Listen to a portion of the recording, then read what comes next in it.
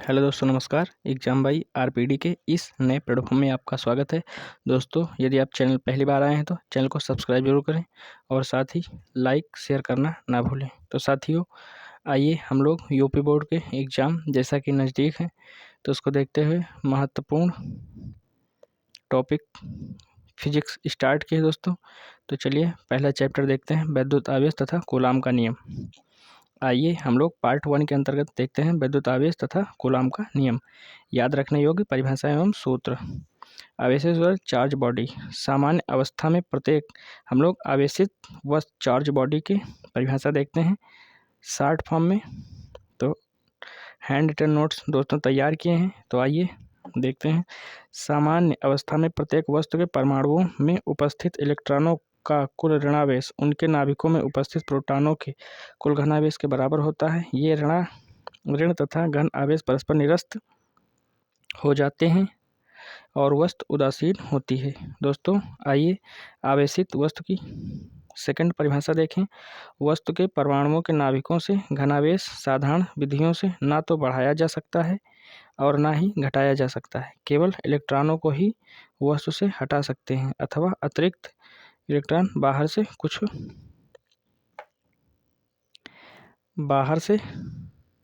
वस्तु दे सकते हैं। आइए अगली परिभाषा देखते हैं साथियों।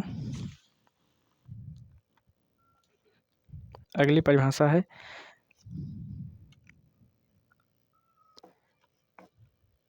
जब वस्तु से कुछ इलेक्ट्रॉन हटा दिए जाते हैं तो उस पर घनावेश का आधिक्य हो जाता है और वस्तु घनावेशित कहलाती है। हटाए गए इलेक्ट्रॉनों के द्रव्यमान के बराबर वस्तु का द्रव्यमान सामान्य अवस्था के द्रव्यमान से कम हो जाता है। दोस्तों आइए परिभाषा 4 देखते हैं, यानी कि 4। जब वस्तु में कुछ अतिरिक्त इलेक्ट्रॉन बाहर से प्रवेश करा दिए जाते हैं तो अब वस्तु पर ऋणावेश अधिक में हो जाता है और वह ऋणावेशित कहलाता है। दिए गए इलेक्ट्रॉनों के द्रव्यमान के बराबर वस्तु का द्रव्यमान बढ़ जाता है। दोस्तों आइए सेकंड परिभाषा देखते हैं। परिभाषा 2, आवेश की परमाणुकता। क्वांटेशन ऑफ चेंज क्वांटेशन ऑफ चार्ज, यानी कि आइए परिभाषा देखते हैं। परिभाषा है आवेश का एक न्यूनतम मान होता है जिसे और विभाजित नहीं किया जा सकता।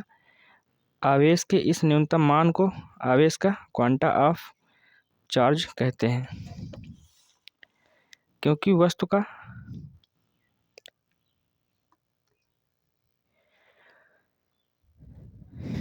आवेशन इलेक्ट्रॉन के घटाने अथवा जोड़ने द्वारा होता है, अतः इस क्वांटा का मान एक इलेक्ट्रॉन के आवेश E = 1.6 × 10⁻19 कूलाम के बराबर होता है।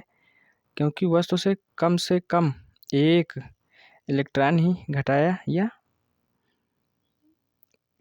या जोड़ा जा सकता है। किसी वस्तु पर आवेश Q1 इस क्वांटा का पूर्ण गुणज ही संभव है अथवा अर्थात जहाँ n एक पूर्णांक है। आइए दोस्तों, Q = ±ne, इसे ही आवेश की परमाणुकता कहते हैं। आइए दोस्तों अगली परिभाषा देखते हैं, कूलाम का नियम। कूलाम का नियम, कूलाम्स लॉ। दो स्थिर बिंदु आवेशों के बीच लगने वाला वैद्युत बल उन आवेशों की मात्राओं के गुणनफल के अनुक्रमानुपाती उनके बीच की दूरी के वर्ग के व्युत्क्रमानुपाती होता है। इस प्रकार F समानुपाती Q1 Q2/r²। दोस्तों आगे की परिभाषा देखते हैं। आइए हम लोग फिगर से समझते हैं। दो स्थिर बिंदु हैं दोस्तों A तथा B, बीच की दूरी r है दोस्तों। Q1 A बिंदु Q1 है और B बिंदु Q2। आइए दोस्तों SI मात्रकों तथा वायु या निर्वात के लिए देखते हैं दोस्तों। F = 1/4πε0 Q1 Q2/r² न्यूटन आइए दोस्तों, एप्सिलॉन नॉट निर्वात की वैद्युतशीलता कहलाती है दोस्तों, जिसका मान 8.85 × 10⁻12 -12 coulomb square newton metre square होता है तथा 1/4 epsilon naught 9 × 10⁹ newton metre square coulomb square होता है दोस्तों। आइए हम लोग कूलाम की शॉर्ट फॉर्म में महत्वपूर्ण परिभाषा देखते हैं। यदि किसी माध्यम की वैद्युतशीलता एप्सिलॉन है तो epsilon equal epsilon naught e epsilon r equal epsilon k, जहाँ पर एप्सिलॉन आर इक्वल के माध्यम की अपेक्षिक वैद्युतशीलता या परावैद्युतांक कहलाती है। परिभाषा सेकंड देखते हैं दोस्तों। चालकों के लिए के इक्वल इन्फाइनाइट, जल के लिए के इक्वल 81, निर्वात के लिए के इक्वल 1। आइए दोस्तों परिभाषा 3 देखते हैं शॉर्ट फॉर्म में।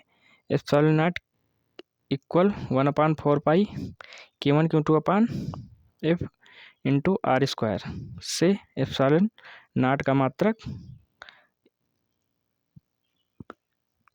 कूलाम स्क्वायर अपान में न्यूटन मीटर तथा एप्सिलॉन नॉट का विमीय सूत्र देखते हैं दोस्तों।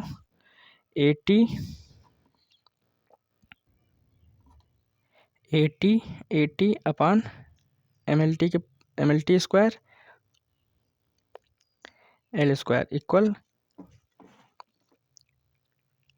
आइए दोस्तों बीमा इसकी देखते हैं। m की पावर -1, L की पावर -3, T की पावर 4, A की पावर 2। आइए दोस्तों परिभाषा 4 देखते हैं। दो आवेशों के बीच दी गई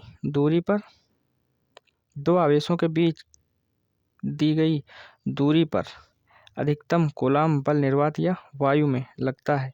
अन्य माध्यम में ले जाने पर कूलाम बल Fm घटता है और निर्वात में बल F का 1/k होता है, अर्थात Fm इक्वल F/k दोस्तों। आइए दोस्तों आगे की परिभाषा देखते हैं। परिभाषा 4 है। कूलाम का नियम स्थिर बिंदुओं, आवेशों तथा उनके बीच 10⁻15 मीटर से अधिक दूरियों के बीच ही सत्य होता है। कूलाम के नियम का सदिश रूप देखते हैं दोस्तों। आवेश Q1 तथा आवेश Q2 द्वारा लगा कूलाम बल vector F12 equal 1/4 pi epsilon not Q1 Q2 upon R square cap R21 equal 1/4 pi epsilon not Q1 Q2 upon R cube vector R21 समीकरण 1। आइए हम लोग समीकरण सेकंड देखेंगे। यदि आवेश Q1 बिंदु A पर तथा Q2 बिंदु B पर है तो vector R21 equal vector BA तथा R इक्वल वेक्टर BA। पुनः Q2 पर आवेश Q1 पर द्वारा लगा बल vector F21 equal 1/4 pi epsilon not Q1 Q2 upon R square cap R12 equal 1/4 pi epsilon not Q1 Q2 upon R cube vector R12 समीकरण second, जहाँ पर दोस्तों वेक्टर 12 इक्वल वेक्टर AB। तो दोस्तों समीकरण 1 तथा समीकरण 2 में फर्स्ट और सेकंड में Q1 तथा Q2 के मान का चिन्ह सहित रखने पर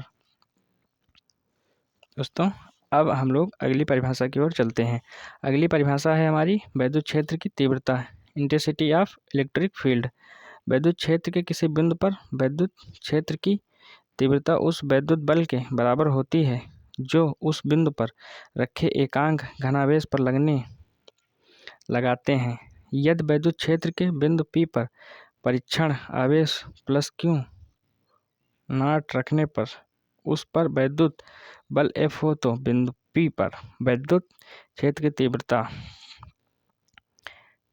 E इक्वल F/Q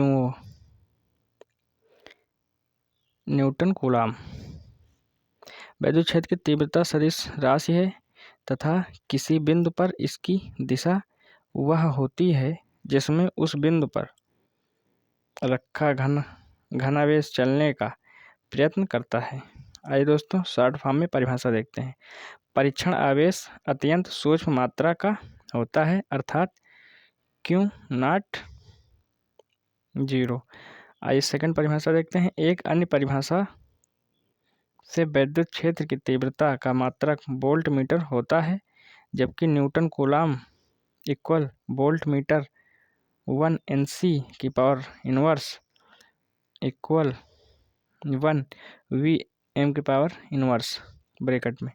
दोस्तों आइए आगे की परिभाषा देखते हैं। आगे की परिभाषा है बिंदु आवेश के कारण विद्युत क्षेत्र की तीव्रता। बिंदु आवेश पर प्लस क्यू स्रोत आवेश के कारण r दूरी पर विद्युत क्षेत्र की तीव्रता का है दोस्तों फार्मूला देखते हैं। E equal 1/4πε0 Q/r² newton coulomb. आइए दोस्तों फिगर देखते हैं। बिंदु O केंद्र की दूरी r पर एक बिंदु P है दोस्तों, E की ओर मुख है दोस्तों, तो प्लस क्यों। तो आइए दोस्तों इसको समझते हैं। स्रोत आवेश धनात्मक होने पर वेक्टर E की दिशा दूरी की ओर तथा स्रोत आवेश के ऋणात्मक होने पर वेक्टर E की दिशा स्रोत आवेश की ओर होती है। नोट, यदि किसी बिंदु पर विद्युत क्षेत्र की तीव्रता E है तो वहां पर रखे Q आवेश पर विद्युत बल vector F equal vector QE। आइए दोस्तों अगली परिभाषा देखते हैं। अगली परिभाषा है विद्युत बल रेखाएं इलेक्ट्रिक लाइंस ऑफ फोर्स। ये वह चिकने वक्र होते हैं जो किसी स्थान पर विद्युत क्षेत्र की उपस्थिति को प्रदर्शित करती है। किसी बिंदु पर विद्युत क्षेत्र अर्थात विद्युत क्षेत्र की तीव्रता की दिशा उस बिंदु से गुजरने वाली बल रेखा पर उसी बिंदु पर खींची गई स्पर्शी के अनुगत होती है। दोस्तों विद्युत बल रेखाओं की प्रमुख विशेषताएं निम्न प्रकार हैं। आइए देखते हैं दोस्तों। तो बल रेखाएं परस्पर नहीं काटती हैं। यदि वे काटेंगी तो परिच्छेद बिंदु पर विद्युत क्षेत्र की दो दिशाएं हो जाएगी, जो असंभव है। अगली परिभाषा देखते हैं। विद्युत बल रेखाएं धनावेश से प्रारंभ होती हैं और ऋणावेश पर समाप्त होती हैं। अगली परिभाषा देखते हैं दोस्तों। जहां विद्युत बल रेखाएं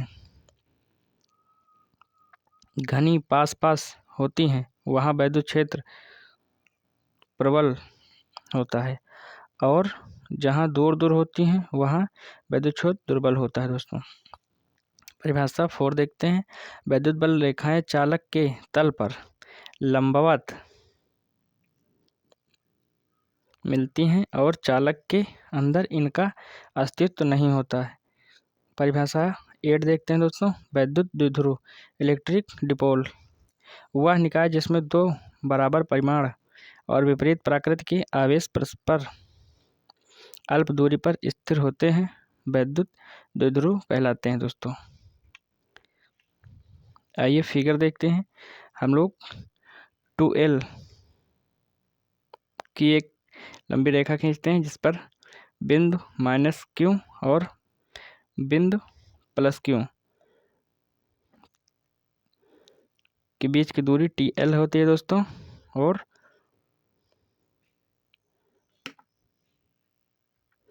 P वेक्टर केंद्र होता है। दोस्तों आइए दोस्तों आगे की परिभाषा देखते हैं।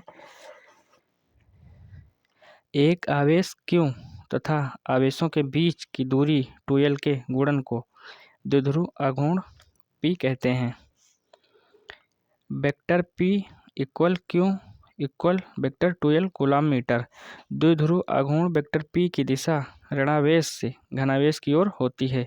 आइए दोस्तों अगली परिभाषा देखते हैं। एक समान विद्युत क्षेत्र में द्विध्रुव पर लगने वाला बल आघूर्ण। यदि विद्युत द्विध्रुव Q1 2L एक समान तीव्रता E वाले विद्युत क्षेत्र में क्षेत्र की दिशा से थीटा कोण बनाते हुए रखा है तो उस पर लगने वाला बल आघूर्ण tau equal PE sine theta newton metre और tau vector P into vector E newton metre.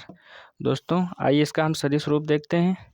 यह बल आघूर्ण द्विध्रुव को घुमाकर थीटा इक्वल 0 जब वेक्टर P और वेक्टर E समान दिशा में हैं की स्थिति में लगने का प्रयत्न करता है। दोस्तों आइए हम लोग शॉर्ट फॉर्म में परिभाषा देखते हैं। परिभाषा एक है इसकी सदिश रूप में, एक समान वैद्युत क्षेत्र में द्विध्रुव पर नेट बल 0 होता है। परिभाषा सेकंड है दोस्तों, अधिकतम बल आघूर्ण थीटा 19 की स्थिति में लगता है जहाँ पर टाउ मैक्सिमम इक्वल PE। दोस्तों परिभाषा 3 है दोस्तों, थीटा बराबर 0 की स्थिति को द्विध्रुव स्थायी संतुलन की अवस्था कहते हैं। परिभाषा 4 है दोस्तों, थीटा बराबर 180 अंश की 118 अंश की स्थिति को द्विध्रुव की अस्थायी संतुलन की अवस्था कहते हैं। परिभाषा 4 है दोस्तों, संतुलन अवस्थाओं थीटा बराबर 0 तथा थीटा इक्वल 180 अंश यानी कि 180 में टाउ बराबर 0, टाउ इक्वल 0। दोस्तों अगली परिभाषा देखते हैं। परिभाषा हमारी 10 है।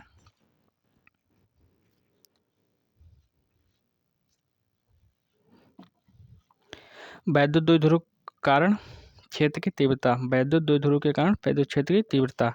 तो दोस्तों आइए हम लोग पहले फिगर देखते हैं। द्विध्रुव से r दूरी पर अक्ष के बिंदु P, दोस्तों ये हमारे -Q बिंदु और +Q बिंदु से एक रेखा खींचते हैं जो कि r दूरी पर P डैश यानी बिंदु से वैद्युत क्षेत्र की तीव्रता से छोटे ध्रुव की ओर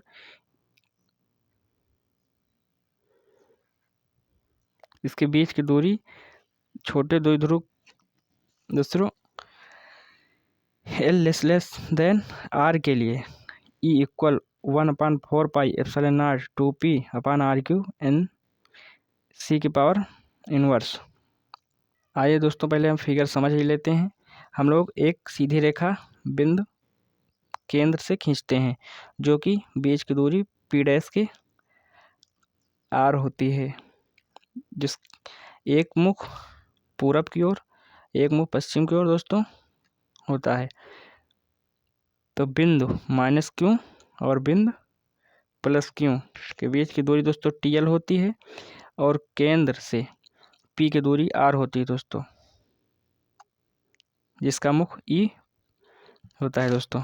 आइए दोस्तों अब आगे का विस्तार देखते हैं। E equal 1/4 pi epsilon not 2P upon R³ NC की पावर इनवर्स। इसकी दिशा वेक्टर P की दिशा में अर्थात 0 से दूरी की ओर होती है। निरक्ष रेखा के बिंदु डैश पर OP डैश इक्वल R वैद्युत क्षेत्र की तीव्रता E dash equal 1/4 pi epsilon into P upon R³ NC के इनवर्स। इसकी दिशा वेक्टर P की दिशा के विपरीत होती है। नोट, आइए सेकंड दो परिभाषा देख लेते हैं शॉर्ट फॉर्म में। समान दूरी R के लिए vector E equal 1/2 vector E अर्थात vector E equal to vector E दोस्तों। सेकंड परिभाषा है दोस्तों, vector E equal -2 vector E dash. दोस्तों वैद्युत द्विध्रुव के कारण वैद्युत क्षेत्र की तीव्रता का परिभाषा दोस्तों समाप्त हुई। दोस्तों आप लोग पार्ट 1 के अंतर्गत बस इतना ही आज हम लोग कवर करते हैं। अब आप लोग सेकंड पार्ट में न्यूमेरिकल साथ में और जो बाकी थ्योरीज बची हैं सब कुछ कवर करेंगे। तो दोस्तों आप लोग वीडियो को लाइक शेयर सब्सक्राइब जरूर करें दोस्तों। अभी नोट्स थोड़ा ज़बरदस्त नहीं हो पाया है, अगले वीडियो में और ही ज़बरदस्त लाने का कोशिश करेंगे। थैंक यू, धन्यवाद। चैनल पर पहली बार आए तो सब्सक्राइब करना ना भूलें।